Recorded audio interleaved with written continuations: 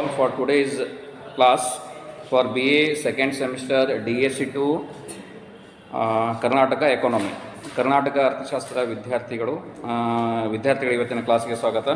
So BA second semester DSC 2. Okay, so today I will explain. Write on heading ಬರ್ಕೊಡ್ರಿ. ಕರ್ನಾಟಕದ ಬೆಳೆಯ ಲಕ್ಷಣಗಳು, characteristics of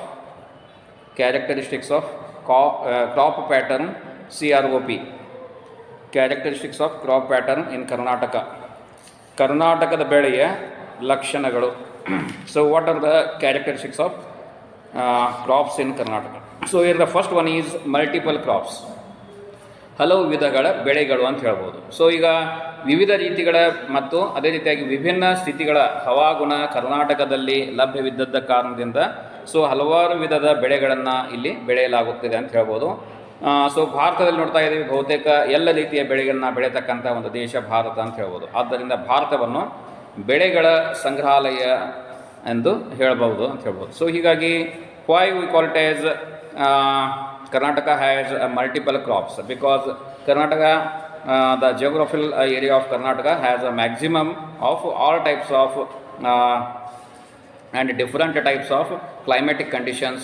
So that climatic conditions is meant for the crops that is known for the multiple crops in Karnataka. So ಹೀಗಾಗಿ ಬೆಳೆಗಳ ಒಂದು ವಿವಿಧ ರೀತಿಯ ವಿಭಿನ್ನತೆಗಳನ್ನು ಬೆಳೆಯತಕ್ಕಂತಹ ಒಂದು ಸ್ಥಿತಿ ಹವಾಮಾನಗಳು ಇದ್ದದ ಕಾರಣದಿಂದ ಇದು ಒಂದು ಹಲವು ವಿಧಗಳ ಬೆಳೆಗಳ ಒಂದು ಲಕ್ಷಣವನ್ನು ಕರ್ನಾಟಕ ಹೊಂದಿದೆ ಅಂತ ಹೇಳ್ಬೋದು. And also in India we have say that so Karnataka similarly the India. So India has a maximum level of all types of crops in, so that is why so India is called the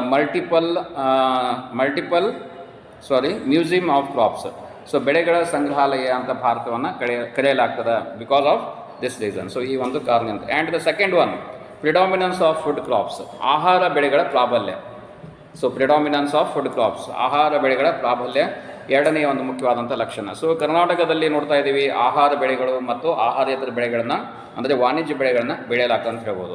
so in Karnataka we have seen that food crops and also non food crops are growing so at the high levels. So ಹೆಚ್ಚಿನ ಒಂದು ಮಟ್ಟದಲ್ಲಿ ಈ ಎರಡನ್ನೂ ಬೆಳೆಯಲಾಗ್ತದೆ ಅಂತ ಹೇಳ್ಬೋದು. ಆದ್ದರಿಂದ ಈ ಒಂದು ಆಹಾರ ಬೆಳೆಗಳ ಪ್ರಾಬಲ್ಯ ಕರ್ನಾಟಕ ರಾಜ್ಯದ ಒಂದು ಬೆಳೆಯ ಒಂದು ಮುಖ್ಯವಾದಂಥ ಲಕ್ಷಣ ಅಂತ ಹೇಳ್ಬೋದು. Why the predominance of food crops in Karnataka? Because the maximum area up to 3/4 area covered and for the food crops and 1/4 covered for the non food crops. So ಹೀಗಾಗಿ ಯಾಕೆ ನಾವು ಈ ಒಂದು ಆಹಾರ ಬೆಳೆಗಳಲ್ಲಿ ಒಂದು ಪ್ರಾಬಲ್ಯ ಕರ್ನಾಟಕವನ್ನು ಹೊಂದಿದೆ ಅಂತ ಹೇಳ್ತೀವಿ? ಕಾರಣ ಅಲ್ಲಿ 3/4 ಆಹಾರ ಬೆಳೆಗಳನ್ನು ಬೆಳೆಯಲಾಗ್ತದೆ ಮತ್ತು ಅದೇ ರೀತಿಯಾಗಿ 1/4 ಆಹಾರೇತರ ಬೆಳೆಗಳನ್ನು ಕರ್ನಾಟಕದಲ್ಲಿ ಬೆಳೆಯಲಾಗ್ತದೆ ಅಂತ ಹೇಳ್ಬೋದು. ಸೊ ಈಗ ಇತ್ತೀಚಿನ ವರ್ಷಗಳು ನೋಡ್ತಾ ಇದ್ದೀವಿ ಈ ಒಂದು ಆಹಾರದ ಬೆಳೆಗಳ ಒಂದು ಬೆಲೆಗಳಲ್ಲಿ ಹೆಚ್ಚಳವಾಗಿದೆ ಅಂತ ಹೇಳ್ಬೋದು. So that is why we have seen here the high prices for the food crops in Karnataka. So ಅದೇ ರೀತಿಯಾಗಿ wheat, examples like wheat and rice. So ಈಗ ಗೋಧಿ ಅಕ್ಕಿಯ ಒಂದು ಉದಾಹರಣೆಗಳನ್ನು ಹೇಳ್ಬೋದು. And here the maximum, that is the low prices where that is decided by the APMC in particular area. So ಹೀಗಾಗಿ ಈ ಒಂದು APMCಗಳಲ್ಲಿ ಏನು ಮಾಡ್ತದೆ, ಈ ಬೆಲೆಗಳ ಒಂದು ನಿಗದಿಯನ್ನು ಮಾಡಲಾಗ್ತದೆ ಗೋಧಿ ಅಕ್ಕಿ. ಸೊ ಅವುಗಳ ಕನಿಷ್ಠ ಬೆಲೆಗಳನ್ನು ನಿಗದಿ ಮಾಡಿದಾಗ ಅಲ್ಲಿ ಯಾವುದೇ ರೀತಿಯ ರೈತರಿಗೆ ಉತ್ಪಾದಕರಿಗೆ ನಷ್ಟ ಉಂಟಾಗುವುದಿಲ್ಲ. ಅದೇ ರೀತಿಯಾಗಿ ಕೆಲವು ಪ್ರಮುಖ ಆಹಾರ ಬೆಳೆಗಳಿಗೆ ಸಂಬಂಧಿಸಿದಂತೆ ಅಧಿಕ ಇಳುವರಿಯ ತಳಿಗಳನ್ನು ಸಹ ಇಲ್ಲಿ ವಿಕಾಸಗೊಳಿಸಲಾಗಿದೆ. ಸೊ ವಾಟ್ ಆರ್ ದೋ? ಸೊ ಈಗ ನೋಡೋದು ನಾವು have seen the vegetable items, not only food items. So ಆಹಾರ ಬೆಳೆಗಳು ಮಾತ್ರವಲ್ಲದೆ ಇಲ್ಲಿ ಸಸ್ಯಾಹಾರ, ದಿನನಿತ್ಯ ಬಳಕೆ ಮಾಡತಕ್ಕಂತಹ ಆಹಾರದ ಒಂದು ಬಳಕೆಯಲ್ಲಿ ಸಸ್ಯಾಹಾರದ ಒಂದು ಬೆಳೆಗಳನ್ನು ಸಹ ನಾವಿಲ್ಲಿ ಹೇಳ್ಬೋದು. ಸೊ ಹೀಗಾಗಿ ಅವುಗಳ ಸಲುವಾಗಿ ವಿಶೇಷ ತಳಿಗಳನ್ನು so the concerned department has provided the different types of specimens for that the seeds of different specimens. So ಹೀಗಾಗಿ ಅನೇಕ ಅಧಿಕ ಇಳುವರಿಯನ್ನು ನೀಡತಕ್ಕಂತಹ ಒಂದು ಪ್ರಭೇದದ ತಳಿಗಳನ್ನು ಕೊಡಲಾಗಿದೆ ಅಂತ ಹೇಳ್ಬೋದು. And the third one, predominance of cereals ಅಂದರೆ ಏಕದಳ ಧಾನ್ಯಗಳ ಪ್ರಾಬಲ್ಯ ಅಂತ ಹೇಳ್ಬೋದು. ಸೊ ಕರ್ನಾಟಕ ರಾಜ್ಯದ ಮತ್ತೊಂದು ಮುಖ್ಯವಾದಂತಹ ಒಂದು ಬೆಳೆಯ ಲಕ್ಷಣ ಏಕದಳ ಧಾನ್ಯಗಳ ಪ್ರಾಬಲ್ಯವನ್ನು ಹೊಂದಿರುವುದು. So predominance of the cereals in Karnataka state. So ಈಗ ಆಹಾರ ಬೆಳೆಗಳಲ್ಲಿ ಸಹ ಈಗ ಹೇಗೆ ದ್ವಿದಳ ಧಾನ್ಯಗಳು ಇದೆ, ಅದೇ ರೀತಿಯಾಗಿಯೂ ಸಹ ಏಕದಳ ಧಾನ್ಯಗಳ ಒಂದು ಪ್ರಾಬಲ್ಯತೆಯನ್ನು ನಾವಿಲ್ಲಿ ಗಮನಿಸಬಹುದು. ಸೊ ಈಗ ಯಾವ ರೀತಿಯ ಒಂದು ಪ್ರಾಬಲ್ಯತೆ? ಸೊ ಏಕದಳ ಈ ಒಂದು ಧಾನ್ಯಗಳಲ್ಲಿ ನೋಡ್ತಾ ಇದ್ದೀವಿ. So here the wheat, rice and jawar and ragi, sajje, navane. So like the list goes on. So all these are comes under the cereals food items. So ಇವೆಲ್ಲವೇನು ಈ ಒಂದು ಏಕದಳ ಧಾನ್ಯಗಳ ಒಂದು ಆಹಾರದ ಒಂದು ಬೆಳೆಗಳು ಅಂತ ಅಲ್ಲಿ ಹೇಳ್ಬೋದು. So these crops growing in the area so that cover up to 50% of our Karnataka agricultural land. So Karnataka ರಾಜ್ಯದ ಶೇಕಡ 50% ಭೂಪ್ರದೇಶದಲ್ಲಿ ಈ ರೀತಿಯ ಬೆಳೆಗಳನ್ನು ಏಕದಳ ಧಾನ್ಯದ ಬೆಳೆಗಳನ್ನ ಬೆಳೆಯಲಾಗ್ತದೆ ಅಂತ ಹೇಳ್ಬೋದು. And the remaining areas R covered 31% that is for the ದ್ವಿದಳ ಧಾನ್ಯಗಳು ಅಂತ ಹೇಳ್ತೀವಿ ಅಲ್ಲಿ. ಸೊ ಈ ಒಂದು ಏಕದಳ ಧಾನ್ಯದಂತೆ ಅಂದರೆ ದ್ವಿದಳ ಧಾನ್ಯಗಳ ಒಂದು ಪ್ರಾಬಲ್ಯತೆಯನ್ನು ಸಹ ನಾವು 31% ಅಂತೂ ಕರ್ನಾಟಕ ರಾಜ್ಯದಲ್ಲಿ ನೋಡ್ಬೋದು. And the food crops production as on 2017-18 under cereals section was 87.37 lakh tons. So ಏಕದಳ ಧಾನ್ಯಗಳ ಒಂದು ಪ್ರಮಾಣ ಎಷ್ಟಿತ್ತು 2017-18ರಲ್ಲಿ 87.37 ಲಕ್ಷ ಟನ್ಗಳನ್ನು ಮಾಡಲಾಯಿತು. ಅದೇ ರೀತಿಯಾಗಿ ಈ ಒಂದು ದ್ವಿದಳ ಧಾನ್ಯಗಳ ಒಂದು ಉತ್ಪಾದನೆ ಪ್ರಮಾಣ so that is up to 107.65 lakh tons. So ಅದೇ ರೀತಿಯಾಗಿ 107.65 ಲಕ್ಷ ಟನ್ಗಳನ್ನು ಈ ಒಂದು ಇದರಲ್ಲಿ ನಾವು ನೋಡಬಹುದು. ಓಕೆ, ಇನ್ನು ಅದೇ ರೀತಿಯಾಗಿ the fourth characters dominance of rice, ಅಕ್ಕಿಯ ಪ್ರಾಧಾನ್ಯತೆ ಕರ್ನಾಟಕ ರಾಜ್ಯದ ಮತ್ತೊಂದು ಮುಖ್ಯವಾದಂತಹ ಈ ಒಂದು ಲಕ್ಷಣ ಅಂತ ಹೇಳ್ಬೋದು. ಸೊ ಈ ಒಂದು ಸೆರಿಲ್ಸ್ಗಳಲ್ಲಿ ಬರತಕ್ಕಂತಹ ಅಂದರೆ CEREALS ಸೆರಿಲ್ಸ್ಗಳಲ್ಲಿ ಬರತಕ್ಕಂಥ ಮತ್ತೊಂದು ಪ್ರಮುಖವಾದಂತಹ ಒಂದು ಧಾನ್ಯ ಅಥವಾ ಈ ಒಂದು ಬೆಳೆ ಯಾವುದಂದರೆ ಏಕದಳ ಧಾನ್ಯವಾದಂತಹ ಅಕ್ಕಿ. ಕರ್ನಾಟಕದಲ್ಲಿ ಇದು ಒಂದು ಪ್ರಾಧಾನ್ಯತೆ ಹೆಚ್ಚಿನ ಒಂದು ಮಟ್ಟದಲ್ಲಿ ಅಥವಾ ಬಲಾಢ್ಯತೆಯನ್ನು ಬೆಳೆದಂಥ ಒಂದು ಬೆಳೆ ಅಂತ ಹೇಳ್ಬೋದು. ಸೊ ಹಿಯರ್ ಏಕದಳ ಧಾನ್ಯದಲ್ಲಿ so the rice area that is covered that 36% of the area in Karnataka. So 36% ಭಾಗದಲ್ಲಿ ಈ ಒಂದು ಅಕ್ಕಿಯನ್ನು ಕರ್ನಾಟಕ ರಾಜ್ಯದಲ್ಲಿ ಉತ್ಪಾದಿಸಲಾಗ್ತದೆ ಅಂತ ಹೇಳ್ಬೋದು. ಅದೇ ರೀತಿಯಾಗಿ ಅಕ್ಕಿಯು ದೇಶದ ಅದೇ ರೀತಿಯಾಗಿ ರಾಜ್ಯಾದ್ಯಂತ ಬಹುಸಂಖ್ಯೆಯ ಜನರ ಒಂದು ಮುಖ್ಯ ಆಹಾರ ಪದಾರ್ಥವಾಗಿದೆ. So rice is considered a maximum food product in Karnataka and also in India. And the fifth characteristics importance of inferior cereals, ಕೆಳದರ್ಜೆಯ ಏಕದಳ ಧಾನ್ಯಗಳ ಒಂದು ಪ್ರಾಮುಖ್ಯತೆ. ಕೆಳದರ್ಜೆಯ ಏಕದಳ ಧಾನ್ಯಗಳ ಪ್ರಾಮುಖ್ಯತೆ, importance of inferior cereals. So ಇಲ್ಲಿ ಕೆಳದರ್ಜೆ ಏಕದಳ ಧಾನ್ಯಗಳ ಒಂದು ಪ್ರಾಮುಖ್ಯತೆಯಲ್ಲಿ ನಾವು ಇಲ್ಲಿ ಗಮನಿಸಬಹುದು.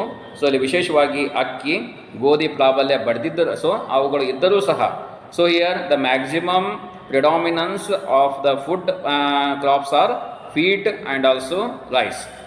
So and also the maize. Okay, ನಮ್ಮ ರಾಜ್ಯದಲ್ಲಿ ನೋಡ್ಬೋದು ಈ ಮೂರು ಮುಖ್ಯ ಬೆಳೆಗಳು ಅತಿ ಪ್ರಾಮುಖ್ಯತೆಯನ್ನು ಪಡೆದಿದ್ದಾವೆ.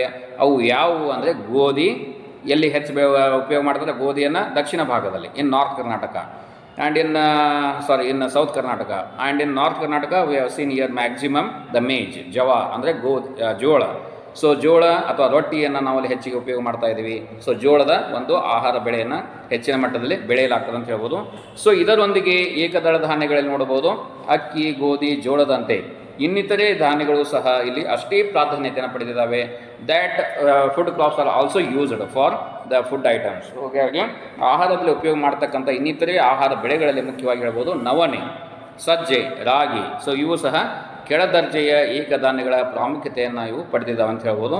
ಸೊ ಈ ಒಂದು ಪ್ರಮಾಣ ಎಷ್ಟಿದೆ ಅಂದರೆ ಕರ್ನಾಟಕ ರಾಜ್ಯದಲ್ಲಿ so these are the areas covered under 40%. So the inferior cereals are covered 40% in Karnataka states. So Karnataka ರಾಜ್ಯದಲ್ಲಿ ಶೇಕಡ 40% ಪ್ರದೇಶದ ಒಂದು ಇದರಲ್ಲಿ ಈ ರೀತಿಯ ಕೆಳದರ್ಜೆಯ ಬೆಳೆಗಳನ್ನು ಬೆಳೆಯಲಾಗ್ತದೆ ಅಂತ ಹೇಳ್ಬೋದು. ಹಾಗೂ ಅದೇ ರೀತಿಯಾಗಿ ಫಲವತ್ತಲ್ಲದ ಒಂದು ಭೂಮಿಯಲ್ಲಿಯೂ ಸಹ so where there is a no fertility so that area is also covered for such type of products. So ಇವುಗಳಲ್ಲಿಯೂ ಸಹ ನೋಡ್ತಾ ಇದ್ದೀವಿ. ಸೊ ಎಲ್ಲಿ ಈ ಒಂದು ಫಲವತ್ತಲ್ಲದಂಥ ಭೂಮಿಯಲ್ಲಿಯೂ ಸಹ ಈ ರೀತಿಯ ಬೆಳೆಗಳನ್ನು ಅಲ್ಲಿ ಬೆಳೆಯಲಾಗಿದೆ ಅಂತ ಹೇಳ್ಬೋದು. So these are all the characteristics of our Karnataka state. ಇವೆಲ್ಲವೂ ಕರ್ನಾಟಕ ರಾಜ್ಯದ ಒಂದು ಬೆಳೆಗಳ ಲಕ್ಷಣಗಳು. ಆ್ಯಂಡ್ ದ ಸಿಕ್ಸ್ತ್ ಒನ್ ಕೊಡ್ರಿ, ಕಬ್ಬು, ಅಡಿಕೆ ಮುಂತಾದ ಬೆಳೆಗಳ ಸಾಗುವಳಿಯ ಏರಿಕೆ. ಕಬ್ಬು, ಅಡಿಕೆ ಮುಂತಾದ ಬೆಳೆಗಳ ಸಾಗುವಳಿಯ ಏರಿಕೆ. Rice in cultivation of sugar cane and ಆರ್ಸಿಯಾ ಅರೇಕಾ ARECA. ಕಬ್ಬು ಅಂದರೆ ಶುಗರ್ ಕೇನು, ಅರೇಕಾ ಅಂದರೆ ಅಡಿಕೆ. ಓಕೆ, ಕಬ್ಬು, ಅಡಿಕೆ ಮುಂತಾದ ಬೆಳೆಗಳ ಒಂದು ಸಾಗುವಳಿಯ ಒಂದು ಏರಿಕೆ. Rice in cultivation of sugar cane, areca and so many other different types of crops. So 2005ರಿಂದ ಹಿಡಿದು 2018ರ ಈ ಒಂದು 13 ವರ್ಷಗಳ ಅವಧಿಯಲ್ಲಿ ನೋಡ್ಬೋದು ಕರ್ನಾಟಕ ರಾಜ್ಯದ ಬೆಳೆ ರಚನೆಯಲ್ಲಿ ಗಮನಾರ್ಹವಾದಂತಹ ಒಂದು ಬದಲಾವಣೆಗಳು ಆಗಿದಾವೆ ಅಂತ ಹೇಳ್ಬೋದು. So from the period 2005 to 2018. So under these 13 years of the analysis, so we have seen that so there are lot of changes in Karnataka crop pattern system. So Karnataka ರಾಜ್ಯದ ಒಂದು ಬೆಳೆಗಳ ಒಂದು ನಮೂನೆಯಲ್ಲಿ ಬದಲಾವಣೆ ಅಗಣಿತ ಮಟ್ಟದಲ್ಲಿ ಒಂದು 13 ವರ್ಷಗಳಲ್ಲಿ ಆಗಿದ್ದು ಕಂಡು ಬರ್ತದೆ ಅಂತ ಹೇಳ್ಬೋದು. ಸೊ ಇದರ example, so like sugar cane. So sugarcane growers are maximum. So the area covered under in Karnataka is very maximum because we have seen there are lot of sugar factories. So ಯಾಕೆ ಈ ರೀತಿ ಆಯಿತು? ಇದರ ಒಂದು ಬದಲಾವಣೆ ಆಗಲಿಕ್ಕೆ ಮುಖ್ಯವಾದಂಥ ಕಾರಣ ಏನು? ಕರ್ನಾಟಕ ರಾಜ್ಯದಲ್ಲಿ ಸಕ್ಕರೆ ಕಾರ್ಖಾನೆಗಳ ಸಂಖ್ಯೆ ಹೆಚ್ಚಿಗೆ ಆಗಿದ್ದರಿಂದ ಆ ಬೆಳೆಯನ್ನು ಬೆಳೆಯತಕ್ಕಂಥ ಒಂದು ವ್ಯಾಪ್ತಿ ಪರಿಧಿ ಹೆಚ್ಚಿನ ಒಂದು ಮಟ್ಟದಲ್ಲಿ ಆಯ್ತು ಅಂತ ಹೇಳ್ಬೋದು. ಸೊ ಕಬ್ಬಿನ ಸಾಗುವಳಿಯಲ್ಲಿ ನೋಡ್ಬೋದು around 103% where the maximum area covered. So 103ರಷ್ಟು ಹೆಚ್ಚಳವಾಗಿದೆ ಕಬ್ಬು. ಸೊ ಇದರ ಒಂದು ಬೆಳೆಯ ಒಂದು ಉತ್ಪನ್ನದಲ್ಲಿ. So that is for the period 2021. So in Karnataka we have noticed around 4.50 lakh hectare was covered for the sugarcane crops itself. So ಹೀಗಾಗಿ ಈ ಒಂದು ಕಬ್ಬು ಬೆಳೆಯ ಒಂದು ಉತ್ಪಾದನೆಯ ಹಿನ್ನೆಲೆಯಲ್ಲಿಯೇ ಸುಮಾರು 4,50,000 ಹೆಕ್ಟೇರ್ ಪ್ರದೇಶವನ್ನು 2021ರಲ್ಲಿ ಅದು ಆಗಿರುವುದನ್ನು ಗಮನಿಸಬಹುದು. ಅದೇ ರೀತಿಯಾಗಿ ಅರೇಕಾ, ಈ ಒಂದು ಅಡಿಕೆ ಇರ್ಬೋದು, ಆ್ಯಂಡ್ ಆಲ್ಸೋ ಕಾಟನ್ ಇರ್ಬೋದು, ಅದೇ ರೀತಿಯಾಗಿ ಮೇಜ್, ಜೋಳ ಇರ್ಬೋದು. ಸೊ ಇವುಗಳು ಸಹ ಗಣ್ಯ ಪ್ರಮಾಣದ ಒಂದು ವಿಸ್ತೃತ ಬೆಳೆಗಳು ಆಗಿದ್ದಾವೆ ಅಂತ ಹೇಳ್ಬೋದು. So all these are the maximum crops grown in Karnataka state, the other crops like cotton, areca and maize. So ಈ ರೀತಿಯಾಗಿ ಈ ಒಂದು ಕಬ್ಬಿನ ಒಂದಿಗೆ ಇವುಗಳಲ್ಲಿಯೂ ಸಹ ಅಗಣಿತ ಪ್ರಮಾಣದ ಒಂದು ಉತ್ಪಾದನೆ ಹೆಚ್ಚಿನ ಒಂದು ಮಟ್ಟದಲ್ಲಿ ಆಗಿದೆ ಅಂತ ಹೇಳ್ಬೋದು. ಸೊ ಇದೇ ಅವಧಿಯಲ್ಲಿ again we have seen the other crops like ragi, wheat, ಭತ್ತ ಮತ್ತು oil seeds. So these are also covered the maximum area of Karnataka. So ಇವು ಸಹ ಕರ್ನಾಟಕ ರಾಜ್ಯದಲ್ಲಿ ಅತ್ಯಧಿಕ ಪ್ರಮಾಣದ ಒಂದು ವ್ಯಾಪ್ತಿಯನ್ನು ಹೊಂದಿದಂತಹ ಬೆಳೆಗಳು ಅಂತ ಇಲ್ಲಿ ಹೇಳ್ಬೋದು. ಸೊ ಹೀಗಾಗಿ ಒಂದು ಎಕ್ಸಾಂಪಲ್ ಕೊಡ್ಬೋದು. ಭತ್ತದ ಸಾಗುವಳಿಯ ಒಂದು ಭೂಮಿಯ ಪ್ರಮಾಣ ಕರ್ನಾಟಕದಲ್ಲಿ ಎಷ್ಟಿದೆ? 15 lakh hectares. So in Karnataka we have seen that the cultivation of rice is 15 lakh hectares of land. So similarly 13 lakh hectares of land for the other crops like wheat, ಅದೇ ರೀತಿಯಾಗಿ ರಾಗಿ. So that covered for 9.40 lakhs hectares and again it was reduced to 7 lakh hectares. So ಹೀಗಾಗಿ ಈ ಒಂದು ರಾಗಿ ಬೆಳೆಯು 9.40 ಲಕ್ಷ ಹೆಕ್ಟೇರ್ಗಳಿಂದ 7 ಲಕ್ಷ ಹೆಕ್ಟೇರ್ಗಳಿಗೂ ಸಹ ಇಲ್ಲಿ ಕುಸಿದೆ because of other reasons. So ಹೀಗಾಗಿ ಅನೇಕ ಕಾರಣಗಳಿಂದ ಕರ್ನಾಟಕ ರಾಜ್ಯದ ಕೆಲವು ಬೆಳೆಗಳಲ್ಲಿ ಇಳಿಮುಖವಾಗಿದೆ, ಇನ್ನೂ ಕೆಲವು ಬೆಳೆಗಳಲ್ಲಿ ಏರುಮುಖವಾಗಿರುವುದನ್ನು ಈ ಒಂದು ಅಂಕಿಅಂಶಗಳ ಮೂಲಕ ನಾವಿಲ್ಲಿ ತಿಳ್ಕೊಳ್ಬೋದು. ಸೊ ಭತ್ತ ಹೆಚ್ಚಿನ ಮಟ್ಟದಲ್ಲಿ ಆಗಿದೆ. So the cultivation, the data explains that so the cultivation of rice that was rose from 13 lakh hectares of land to 15 lakh hectares of land in Karnataka. So ಹೀಗಾಗಿ ಈ ಒಂದು ಭತ್ತದ ಒಂದು ಉತ್ಪಾದನೆ ಅತ್ಯಧಿಕ ಮಟ್ಟದಲ್ಲಿ ಆಗಿರುವುದು, ಅಕ್ಕಿಯ ಉತ್ಪಾದನೆ ಅತ್ಯಧಿಕ ಮಟ್ಟದಲ್ಲಿ ಆಗಿರುವುದನ್ನು ನಾವಿಲ್ಲಿ ಈ ಒಂದು ಅಂಕಿಅಂಶಗಳ ಮೂಲಕ ತಿಳ್ಕೊಳ್ಬೋದು. ಮೊದಲು ಎಷ್ಟಿತ್ತು? ಕೇವಲ 13 ಲಕ್ಷ ಹೆಕ್ಟೇರ್ ಲ್ಯಾಂಡ್ ಮಾತ್ರ ಇತ್ತು. ಈಗ ಎಷ್ಟಾಗಿದೆ? ಅದು 15 ಲಕ್ಷ ಹೆಕ್ಟೇರ್ ಲ್ಯಾಂಡ್ಗೆ ವಿಸ್ತೃತಗೊಂಡಿದೆ. ಅದೇ ರೀತಿಯಾಗಿ ರಾಗಿ ಬೆಳೆಯಲ್ಲಿ ಇದು ಕುಸಿತವಾಗಿರುವುದನ್ನು ನೋಡ್ಬೋದು. Because the ragi, the crops that covered only the South Karnataka, whereas the rice that is used in entire Karnataka. So ಅಕ್ಕಿಯಲ್ಲಿ ಪೂರ್ತಿ ಕರ್ನಾಟಕವನ್ನು ಅದು ಕವರ್ ಮಾಡ್ತದೆ. ಅಂದರೆ ಎಲ್ಲ ಜನ ಅನುಭವವನ್ನು ಮಾಡ್ತಾರೆ, ಅಕ್ಕಿಯ ಬೆಳೆಯನ್ನು ಉಪಯೋಗ ಮಾಡ್ತಾರೆ. ಸೊ ಎಲ್ಲಿ ಕರ್ನಾಟಕ ರಾಜ್ಯದ ಸಂಪೂರ್ಣ ಭಾಗ, ಆದರೆ ದಕ್ಷಿಣ ಭಾಗದಲ್ಲಿ ಮಾತ್ರ ಎಲ್ಲಿ ಉಪಯೋಗ ಆಗ್ತದೆ? ರಾಗಿ ಮಾತ್ರ ಉಪಯೋಗ. ಸೊ ಹೀಗಾಗಿ ಅದರ ಏರಿಯಾ ಏನಾಯಿತು? ಕಡಿಮೆ ಆಯಿತು ಅಂತ ಹೇಳ್ಬೋದು. So that area reduce to 7 lakh from 9.40 lakh hectares of land. So 9,40,000 ಹೆಕ್ಟೇರ್ಗಳಿಂದ 7 ಲಕ್ಷ ಹೆಕ್ಟೇರ್ಗಳಿಗೆ ರಾಗಿ ಬೆಳೆ ಕುಸಿದಿದೆ ಅಂತ ಹೇಳ್ಬೋದು. So this is all about the characteristics of our Karnataka crops. So ಇವೆಲ್ಲೇನು ಕರ್ನಾಟಕ ರಾಜ್ಯದ ಬೆಳೆಗಳ ಒಂದು ಪ್ರಮುಖವಾದಂಥ ಲಕ್ಷಣಗಳು. So next heading write down capital E ಅಂತ ಹಾಕಿದಲ್ಲಿ ಇರಿಗೇಷನ್, ನೀರಾವರಿ ಅಂತ ಬರ್ಕೊಡು. ಇರಿಗೇಷನ್, ನೀರಾವರಿ.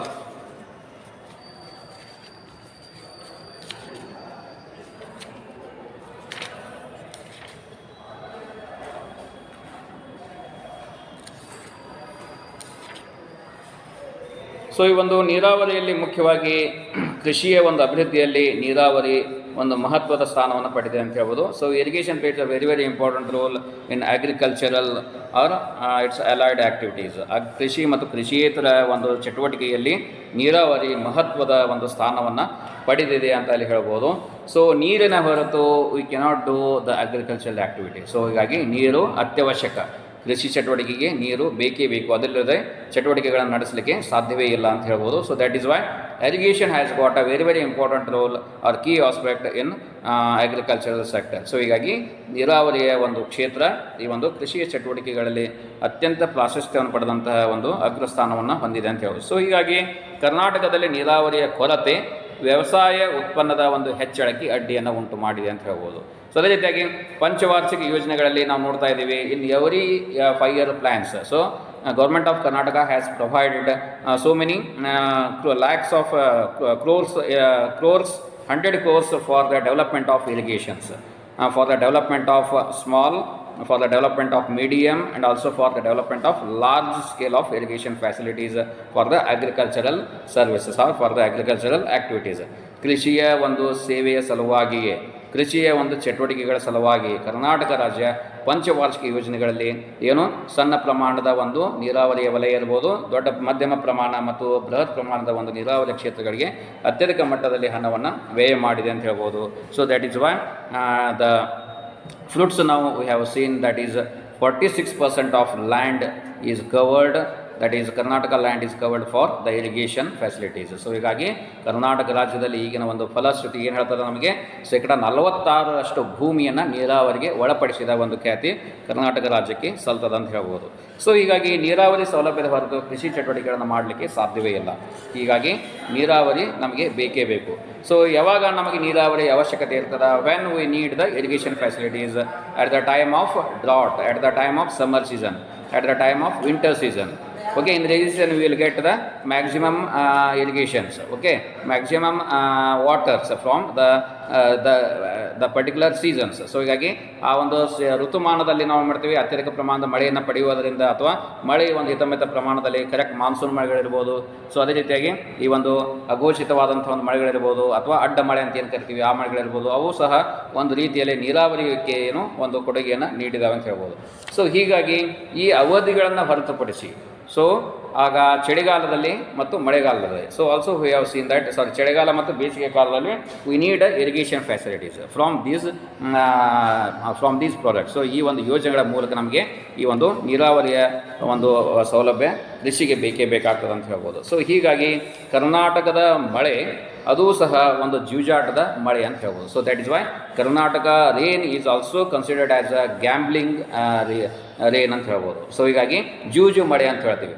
ಸೊ ಯಾವಾಗ ನಾವು ಹಣ ಹಾಕಿ ಜೂಜನ್ನು ಆಡ್ತೀವಿ ಆ ಸಂದರ್ಭದಲ್ಲಿ ಮಾತ್ರ ನಮಗೆ ಏನು ಸಿಗ್ತದೆ, ಮಳೆ ಸಿಗ್ತದೆ ಅಂತ ಅದರ ಅರ್ಥ. ಓಕೆ, ಯಾವಾಗ ಅಂದರೆ ಅನಿಶ್ಚಿತವಾದಂತಹ ಒಂದು ಮಳೆ ಅಂತ ಹೇಳ್ತೀವಿ. ಸೊ ಜೂಜಾಟ ಮಳೆಯೊಂದಿಗೆ, ಪ್ರಕೃತಿಯೊಂದಿಗೆ ನಾವು ಪ್ರಕೃತಿ ಯಾವಾಗ ಒಮ್ಮೆ ಮಳೆ ಕೊಡ್ತದೆ, ಒಮ್ಮೆ ಮಳೆ ಕೊಡೋದಿಲ್ಲ. ಸೊ ಅದೇ ರೀತಿಯಾಗಿ ಇದು ಒಂದು ಜೂಜು ಇದ್ದ ಹಾಗೆ ಅಂತ ಹೇಳ್ಬೋದು. ಸೊ ಹೀಗಾಗಿ ಇದು ಒಂದು ಮುಖ್ಯವಾದಂಥ ಒಂದು ಕಾರಣ ಅಂತ ಹೇಳ್ತೀವಿ, ಅಂದರೆ gambling. So Karnataka, the rainy season in Karnataka is a gambling activity ಅಂತ ಇಲ್ಲಿ ಹೇಳ್ಬೋದು. ಸೊ ಹೀಗಾಗಿ ಯಾವಾಗ ಹಣ ಇರ್ತದೆ ಮಾತ್ರ ಅವಾಗ ಹಣ ಹಾಕಿ ನಾವು ಏನು ಮಾಡ್ತೀವಿ, ಈ ರೀತಿಯ ಈ ಒಂದು ಚಟುವಟಿಕೆಯನ್ನು ಮಾಡ್ತೀವಿ ಅಂತ ಹೇಳ್ಬೋದು. ಹಣ ಇಲ್ಲದೆ ಇದ್ದಾಗ ಚಟುವಟಿಕೆಗಳನ್ನು ಮಾಡಲಿಕ್ಕೆ ಸಾಧ್ಯವೇ ಇಲ್ಲ. ಸೊ ಹೀಗಾಗಿ ಕರ್ನಾಟಕ ರಾಜ್ಯದ ಒಂದು ಕೃಷಿ ವಿಭಿನ್ನವಾಗಿದೆ ಅಂತ ಹೇಳ್ಬೋದು. ಸೊ ಹೀಗಾಗಿ ಕರ್ನಾಟಕ ರಾಜ್ಯಕ್ಕೆ we need irrigation that is for the up to 47 inches. So ಹೀಗಾಗಿ Karnataka the rainy covers that is 47 inches. So Karnataka ರಾಜ್ಯದಲ್ಲಿಯ ಮಳೆ ಸುಮಾರು 47 ಇಂಚುಗಳ ಒಂದು ಸರಾಸರಿಯನ್ನು ಒಳಗೊಂಡಿದೆ ಅಂತ ಹೇಳ್ಬೋದು.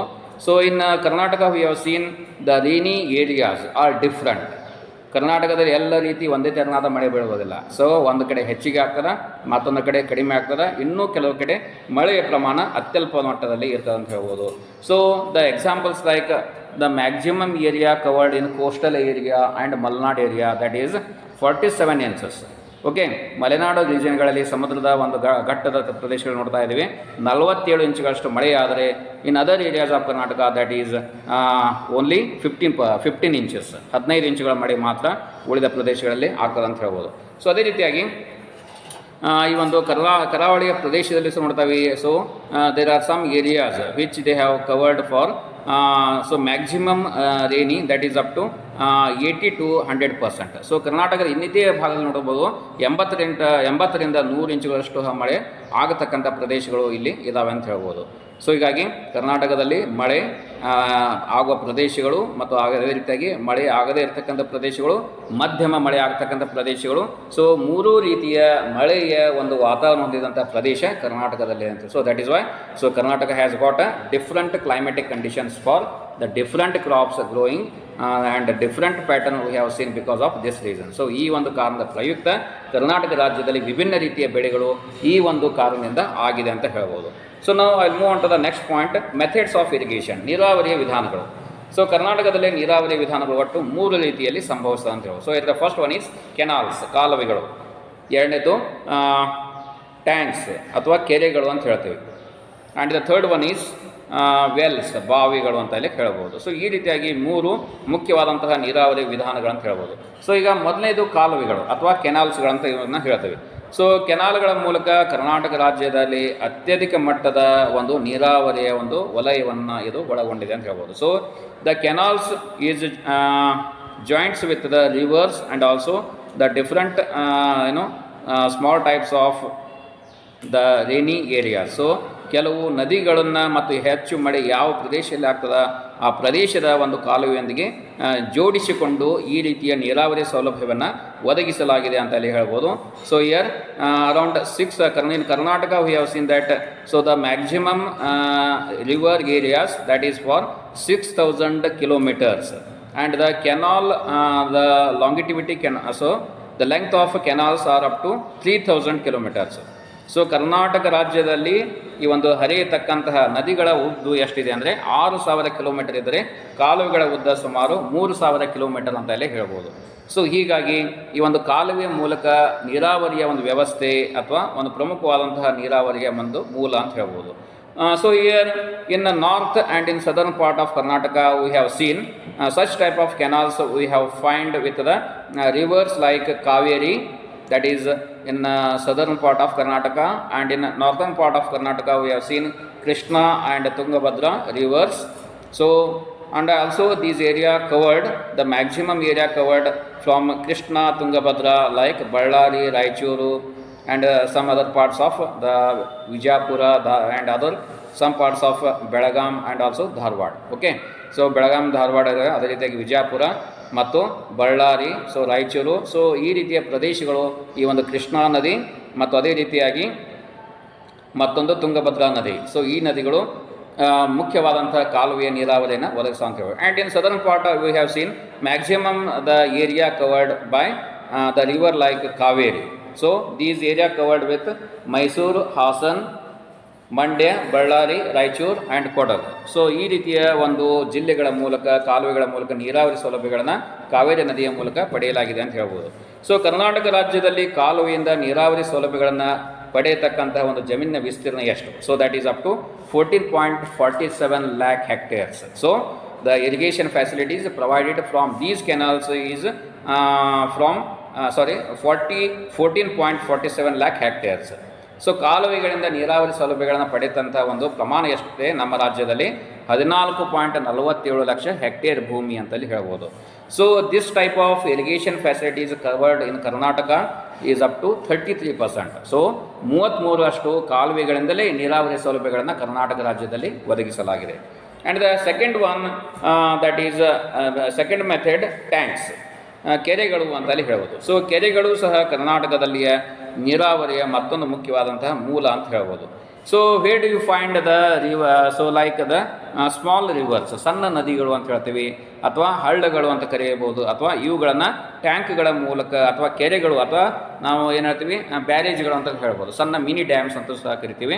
ಸೊ ಈ ರೀತಿಯ ಮಳೆಯಾದಂಥ ನೀರನ್ನು ಶೇಖರಿಸಿಟ್ಟುಕೊಂಡು ಮಳೆಯೇ ಇಲ್ಲದಂಥ ಸಂದರ್ಭದಲ್ಲಿ ಈ ನೀರನ್ನು ಜಮೀನಿಗೆ ಹರಿಸುವುದರ ಮೂಲಕ ಕೃಷಿ ಚಟುವಟಿಕೆಗಳು ಸರಾಗವಾಗಿ ಜಾಗುವಾಗೆ ಮತ್ತು ಗ್ರಾಮೀಣ ಭಾಗದಲ್ಲಿ ಕೃಷಿ ಚಟುವಟಿಕೆಗಳು ನಡೆಯುವ ಹಾಗೆ ಸರ್ಕಾರ ಪ್ರಯತ್ನವನ್ನು ಮಾಡ್ತಾ ಇದೆ. So that is why in Karnataka we have seen such type of irrigation facilities that is for the number that indicates 36,696 tank facilities are provided. Karnataka ರಾಜ್ಯದಲ್ಲಿ 36,696 ಈ ಒಂದು ಕೆರೆಗಳ ಒಂದು ಸೌಲಭ್ಯವನ್ನು, ನೀರಾವರಿ ಸೌಲಭ್ಯವನ್ನು ಒದಗಿಸಲಾಗಿದೆ ಅಂತ ಹೇಳ್ಬೋದು. ಸೊ ಕೆರೆಗಳ ಒಟ್ಟು ಜನಸಂಖ್ಯೆಯಲ್ಲಿ ಸುಮಾರು 70% ನೀರಾವರಿಗೆ ಯೋಗ್ಯವಾಗಿದೆ ಅಂತ ಹೇಳ್ಬೋದು. So here the suitable irrigation provided by such type of irrigation facilities up to 70%. So ಉಳಿದದ್ದು ಏನು ವೇಸ್ಟ್ ಇರ್ತದೆ. ಸೊ ಇಲ್ಲಿ ಉಪಯೋಗ ಮಾಡತಕ್ಕಂಥ ನೀರಾವರಿ ಪ್ರಮಾಣ ಈ ಒಂದು ಸಣ್ಣ ಪ್ರಮಾಣದ ಹಳ್ಳಗಳು ಅಂತ ಏನು ಹೇಳ್ತೀವಿ, ಅಥವಾ ಕೆರೆಗಳಂತ ಏನು ಕರಿತೀವಿ, ಲೇಕ್ಸ್ ಅಂತ ಏನು ಹೇಳ್ತೀವಿ, ಸೊ ಸರೋವರಗಳಂತಲೂ ಹೇಳ್ಬೋದು ಕೆಲವೊಂದು, ಅದೇ ರೀತಿಯಾಗಿ ಹಳ್ಳಗಳಂತಲೂ ಸಹ ಹೇಳ್ಬೋದು, ಅದೇ ರೀತಿಯಾಗಿ ಸಣ್ಣ ಪ್ರಮಾಣದ ನದಿಗಳು ಅಂತ ಹೇಳ್ತೀವಿ, ಸೊ ಮಿನಿ ಬ್ಯಾರೇಜಸ್. ಸೊ ಅದೇ ರೀತಿಯಾಗಿ ಈ ರೀತಿಯ ಒಂದು ನೀರಾವರಿಯ ಯೋಗ್ಯವಾದಂಥ ಒಂದು ನೀರು ಎಷ್ಟು 70% ನೀರು ಕೃಷಿಗೆ ಲಭ್ಯವಾಗುತ್ತದೆ ಅಂತ ಹೇಳ್ಬೋದು. And remaining that is waste ಅಂತ ಹೇಳ್ತೀವಿ, ದಟ್ ಈಸ್ ಅದಕ್ಕೆ ನಾವೇಂತೀವಿ ಹೂಳು ಅಂತ ಹೇಳ್ತೀವಿ. ಸೊ ರಾಡಿ ತುಂಬಿಕೊಂಡಿರ್ತದೆ mud. So that is why called as, so every river and every canals they have after a certain period of time, so that will covered by the muds, ಮಣ್ಣುಗಳಿಂದ ತುಂಬಿ ಹೋಗ್ತದೆ ಅಥವಾ ಹೂಳು ಅಲ್ಲಿ ತುಂಬಿ ಹೋಗ್ತದೆ ಅಂತ ಹೇಳ್ಬೋದು. ಸೊ ಹೂಳುಗಳಿದ್ದಾಗ so we cannot store such capacity levels, whatever the tanks which they have opt or which have made the capacity level, so due to the storage of such water capacity will become very very less because of the muds. So ರಾಡಿ ಅಥವಾ ಕೆಸರು ಅಂತ ಏನು ಕರಿತೀವಿ, ಇವುಗಳು ಹೆಚ್ಚಿನ ಮಟ್ಟದಲ್ಲಿ ಅವುಗಳಲ್ಲಿ ಆಗುವುದರ ಮೂಲಕ ಏನಾಗ್ತದೆ, ನೀರಾವರಿ ಸಂಗ್ರಹಣ ಪ್ರಮಾಣ ಕಡಿಮೆ ಆಗ್ತಾ ಹೋಗ್ತದೆ ಅಂತ ಹೇಳ್ಬೋದು. ಸೊ ಹೀಗಾಗಿ ಅದನ್ನು ಸಹ ತೆಗೆಯಲಿಕ್ಕೆ ಸರ್ಕಾರ ಅನೇಕ ರೀತಿಯ ಪ್ರೋಗ್ರಾಮ್ಗಳನ್ನು, ಕಾರ್ಯಕ್ರಮಗಳನ್ನು ಮಾಡಿಕೊಂಡಿದೆ ಅಂತ ಹೇಳ್ಬೋದು. ಸೊ ಹೀಗಾಗಿ ಕರ್ನಾಟಕ ರಾಜ್ಯದಲ್ಲಿ ಟ್ಯಾಂಕುಗಳ ಮೂಲಕ ಪಡೆಯತಕ್ಕಂತಹ ಒಂದು ನೀರಾವರಿಯ ಒಂದು ವಿಸ್ತೀರ್ಣ ಭಾಗ ಎಷ್ಟಂದರೆ 2.15 ಲಕ್ಷ ಹೆಕ್ಟೇರ್ಗಳ ಒಂದು ಭೂಮಿ ಅಂತ ಹೇಳ್ಬೋದು. ಸೊ ದಟ್ ಈಸ್ ಈ ರೀತಿಯ ಒಂದು ವಿಶೇಷವಾದಂತಹ ಒಂದು that is covered up to 6%. So ಒಟ್ಟು 6% ಇದು ಭಾಗವನ್ನು ಒಳಗೊಂಡಿದೆ. ಅಂದರೆ ನೀರಾವರಿಯ ಸೌಲಭ್ಯವನ್ನು ಪಡೆಯತಕ್ಕಂತಹ ಒಂದು 6% ಒಂದು ಭಾಗ ಅಂತ. ಅದೇ ರೀತಿಯಾಗಿ ಥರ್ಡ್ ಒನ್ ಈಸ್ ವೆಲ್ಸ್, ಬಾವಿಗಳು. So that is the third method of irrigation facilities in Karnataka. ಬಾವಿಗಳ ಮೂಲಕ ಬಹುತೇಕ ನೋಡ್ತಾ ಇದ್ದೀವಿ, we have seen a lot of irrigation facilities provided by the borewells or the wells.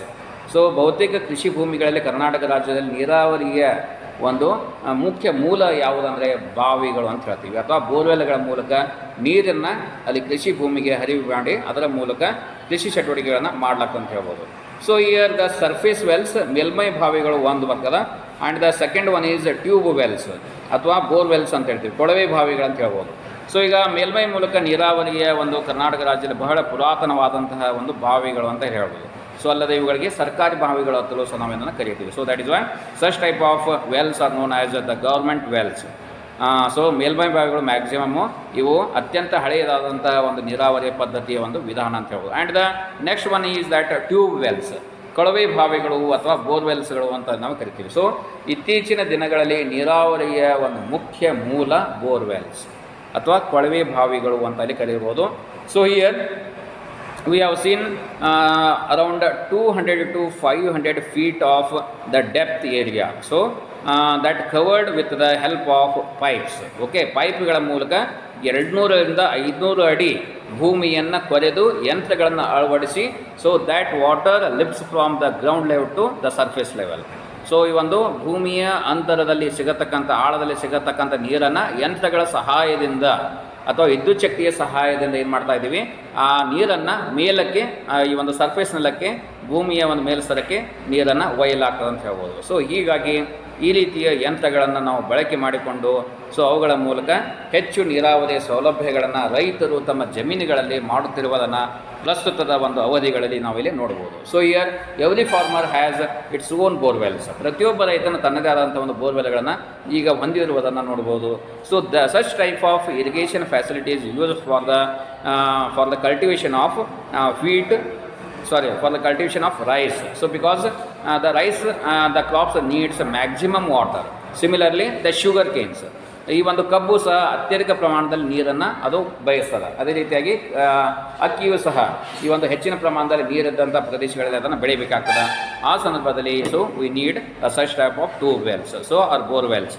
So ಹೀಗಾಗಿ ಈ ರೀತಿಯ ಸೌಲಭ್ಯಗಳಿದ್ದಾಗ ಆ ಬೆಳೆಗಳನ್ನು ನಾವು ಬೆಳೀಲಿಕ್ಕೆ ಸಾಧ್ಯವಿದೆ ಅಂತ ಹೇಳ್ಬೋದು.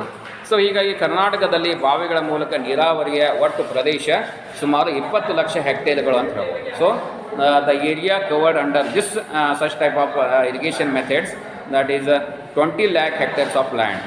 ಅದೇ ರೀತಿಯಾಗಿ ನೀರಾವರಿಗೆ ಒಳಪಟ್ಟ ಒಟ್ಟು ಪ್ರದೇಶ ದಟ್ ಈಸ್ 49%. ಸೊ ಈ ರೀತಿಯ ನೀರನ್ನು ಉಪಯೋಗ ಮಾಡಿದಂಥ ನಮ್ಮ ರಾಜ್ಯದಲ್ಲಿ ಒಟ್ಟು ಪ್ರದೇಶ 49ರಷ್ಟಿದೆ.